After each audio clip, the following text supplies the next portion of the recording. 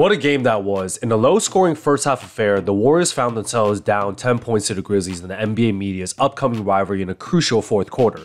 But I want to break down how Golden State executed down the stretch offensively to complete a 10-point comeback. So let's get right to it. On my Christmas Day Grizzlies video, I highlighted how Memphis deploys an aggressive denial defense against the Warriors guards. The goal was to try and prevent high screening actions and dribble handoffs and force them to the back door. Here you can see Ja in a denial position and JP backdoors off Klay's screen, and he's actually open for a layup right here.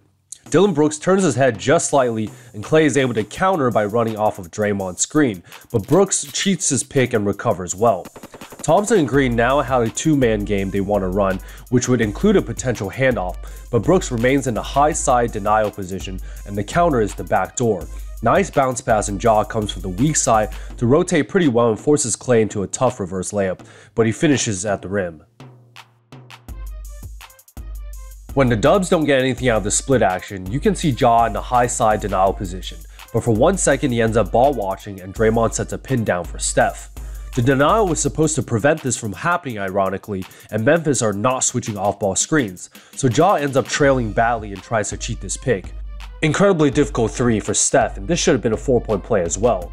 Bad off-ball defense by Morant. This is such a Golden State fast break. On a 4-on-3, the modern NBA has 3 guys running right to the 3-point line, and granted they are all pretty elite shooters including DiVincenzo this year. But you can see Steph point at Dante to receive the pass first, predicting the first closeout which will lead to an open corner 3 for Steph. But the slight hesitation to try and close out the potential shooters hesitates both Ja and Desmond Bane, and JP doesn't even look at anything and runs straight to the rim for a finish. However, Memphis are switching on-ball screens like most teams. The modern NBA is set up for mismatch hunting, especially in the clutch, and here JP brings Ja, a weak defender, into the pick-and-roll action, a slight moving screen. Simple isolation for Steph for his go-to step back to the left, long 2. For Klay's go-ahead three-pointer, it looks like we have 2 staggered screens for JP to go right, but the second Klay one is a decoy. Draymond sets the first pick and Golden State predicts the switch they want onto Brandon Clark.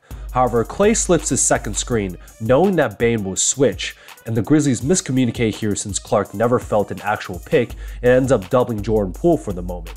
Thompson is now wide open, and Draymond sets a moving pick for Klay and Clark realizes his mistake.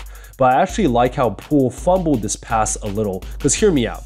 It actually forces Klay to come towards the ball and away from Dillon Brooks, who is fighting around Draymond's screen, forcing Klay to get in a wide open area for a tough one-dribble pull-up 3.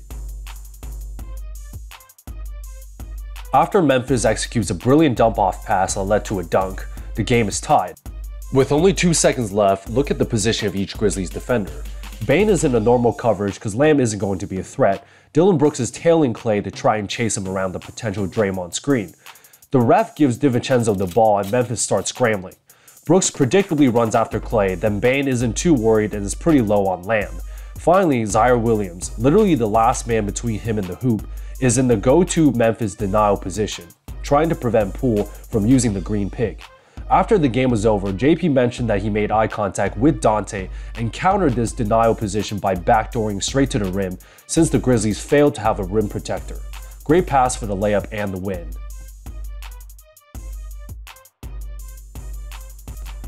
That was another impressive victory at home, especially coming back in the clutch and losing Steph Curry to an ejection with a minute left.